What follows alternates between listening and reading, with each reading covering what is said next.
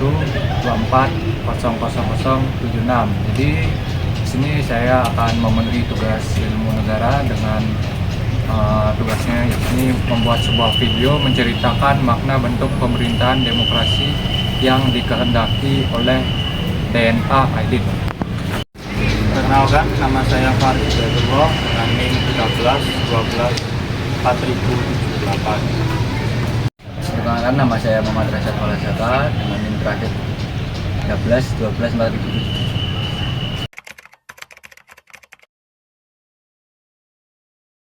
Halo teman-teman, pada video kali ini kita akan membahas salah satu pemikiran penting dari DNA Aidit. Tokoh yang pernah menjadi pemimpin Partai Komunis Indonesia atau PKI. Meskipun kontroversi, ide-idenya tentang demokrasi rakyat memberi warna tersendiri dalam sejarah politik Indonesia. Aidit hidup di masa yang penuh gejolak, yaitu periode pasca kemerdekaan Indonesia. Pada masa itu, bangsa kita menghadapi berbagai tantangan, termasuk kesenjangan ekonomi, dominasi elit politik, dan pengaruh asing dalam kebijakan nasional. Dalam konteks itulah, Aidit mengusul konsep demokrasi rakyat sebagai alternatif demokrasi liberal yang menurutnya tidak cocok untuk di Indonesia. Aidit menulis gagasannya di berbagai tempat, salah satunya dalam buku sejarah Jalan Rakyat. Di sini ia menguraikan bagaimana demokrasi yang sejati harus memperjuangkan kepentingan rakyat kecil. Demokrasi tidak boleh hanya menjadi slogan, melainkan harus diwujudkan melalui kebijakan yang konkret. Lalu, apa sebenarnya yang dimaksud dengan demokrasi rakyat menurut Aidit? Mari kita simak lebih lanjut dari rekan berikut. Plotter, Indonesia's Communist Party chief Dipa Aidit here probably hasn't even let the Russians know about it, since his co-conspirators are the Chinese communists.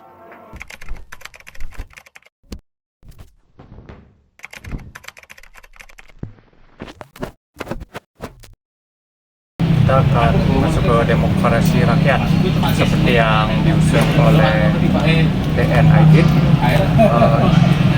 Ini adalah sistem yang menempatkan rakyat sebagai pusat kekuasaan.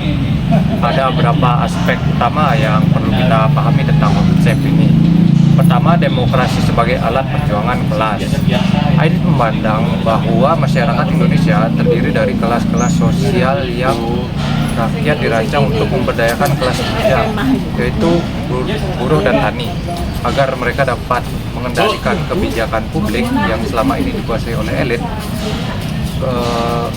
Kedua, keadilan sosial sebagai tujuan utama. Dalam demokrasi rakyat, pemerintah harus berorientasi pada penghapusan kesenjangan sosial dan ekonomi. Ini meliputi reformasi agraria untuk petani, kebijakan ekonomi yang berpihak pada rakyat kecil, dan penghapusan eksploitasi oleh pemilik modal. Yang ketiga, ada kemandirian sosial. Aidit menolak dominasi asing baik dalam bentuk kapitalisme global maupun intervensi politik. Demokrasi rakyat menurutnya harus memastikan bahwa Indonesia benar-benar merdeka baik secara politik maupun ekonomi. Aidit juga mengkritik demokrasi liberal karena hanya memberi ruang bagi elit untuk menguasai pemerintahan, sementara rakyat tetap terpinggirkan. Baginya, demokrasi rakyat adalah jalan untuk memastikan bahwa rakyat kecil tidak hanya jadi objek pembangunan, tapi juga subjek yang menentukan arah pembangunan. Namun, ide-ide ini tidak terlepas dari tantangan. Demokrasi rakyat membutuhkan partisipasi aktif dari masyarakat. Itu sebabnya Aidit menekankan pentingnya pendidikan politik untuk rakyat. Here on the island of Borneo, as elsewhere in Indonesia, life grew harder and harder, although no one starved. The Indonesian earth is very fertile. So while rice, the staple food, was in short supply, there were other equally nourishing, if less desirable, foods available.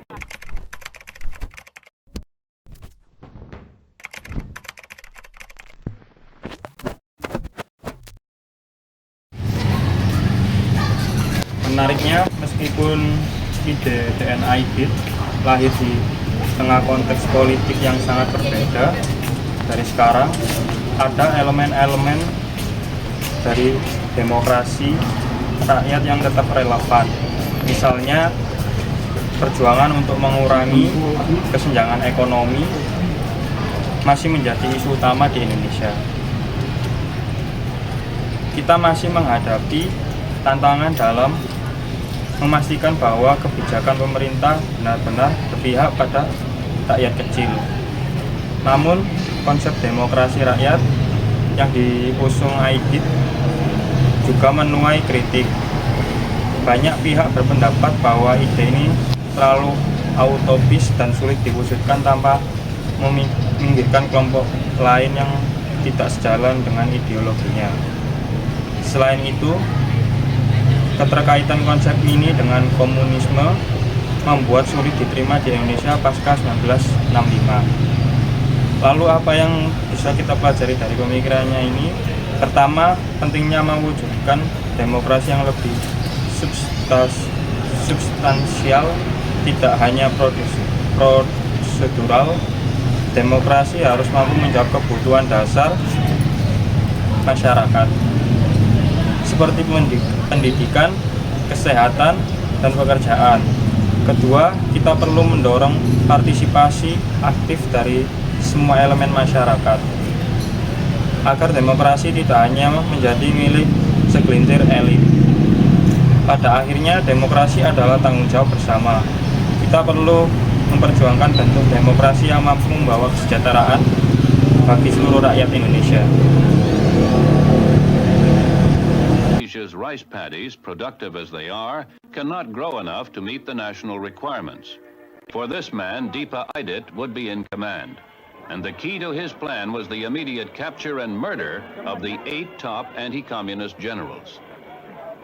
Aidit was ready, and on September 30th the blow fell. Next morning, the bodies of 6 of the 8 key generals, brutally mutilated, were found in this well. But 2 of the 8 had escaped, and that was the coup's undoing.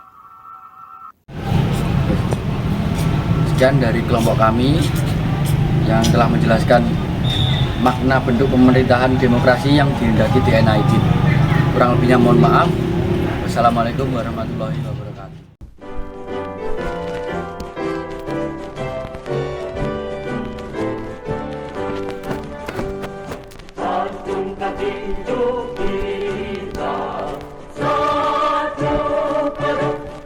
Satu bulan semangat kita.